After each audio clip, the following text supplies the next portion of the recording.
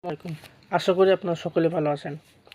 আজকে আমি কথা বলবো যাদেরকে হিয়ারিং এইড ডক্টর সাজেস্ট করেছে, কানের মেশিন সাজেস্ট করেছে, কিন্তু আপনার আর্থিক অবস্থা খুব একটা ভালো না যে বেশি টাকা দিয়ে আপনি ডিজিটাল মেশিন একটা নেবেন। তাদের জন্য আজকে আমি নিয়ে আসছি অডিও সার্ভিসের HP 3G4 model hearing aid বা কানের মেশিন।